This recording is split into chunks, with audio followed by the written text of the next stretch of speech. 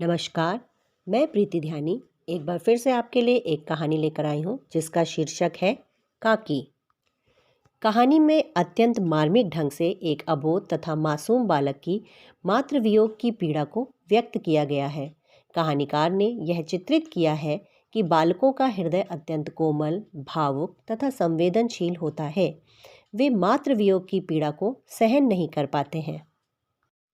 सियाराम शरण गुप्त द्वारा लिखित कहानी काकी अत्यंत ही मार्मिक कहानी है। प्रस्तुत कहानी में श्यामू नाम के एक बालक की मातृ वियोग से उत्पन्न पीड़ा से संबंधित कहानी प्रस्तुत की गई है। कहानी इस प्रकार है। श्यामू ने एक दिन देखा कि उसकी माँ भूमि पर सो रही है। उसके ऊपर एक कपड़ा ढका हुआ है तथा घर के लोग रो रहे हैं तथा उसे घेरे बैठे हैं। वास्तव में उसकी माँ की मृत्यु हो चुकी थी। जब लोग उसकी माँ के शव को शमशान ले जाने लगे तो श्यामू ने बहुत उपद्रव मचाया। उसने पूछा कि वे लोग उसकी माँ को कहाँ ले जा रहे हैं। लोगों ने बहुत कठिनाई से उसे वहाँ से हटाया। श्यामू को विश्वास दिलाया कि उसकी काकी उसके मामा के घर जा रही है। पर थोड़े ही दिन बाद उसको असलियत का पता चल गया कि उसकी माँ ऊपर राम के यहाँ गई है। एक दिन उसने एक पतंग को उड़ते हुए देखा तो उसने सोचा कि क्यों ना वह एक पतंग आकाश में उड़ा दे जिस पर बैठकर उसकी माँ राम के यहाँ से नीचे आ जाएगी।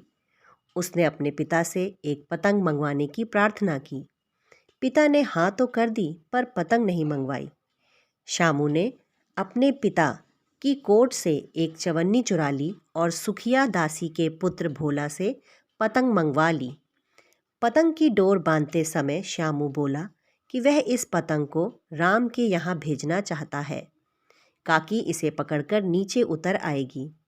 श्यामू लिखना नहीं जानता था, इसलिए उसने कहा कि वह जवाहर भैया से पतंग पर काकी लिखवा लेगा जिससे कि पतंग उसकी माँ के पास पहुँच जाए। भोला श्यामू से अधिक समझदार था। उसने कहा कि बात तो अच्छी है पर पतंग की डोर पतली है, इसके टूट जाने का डर है। दूसरे दिन श्यामू ने अपने पिता के कोट से 1 रुपये और चुराया।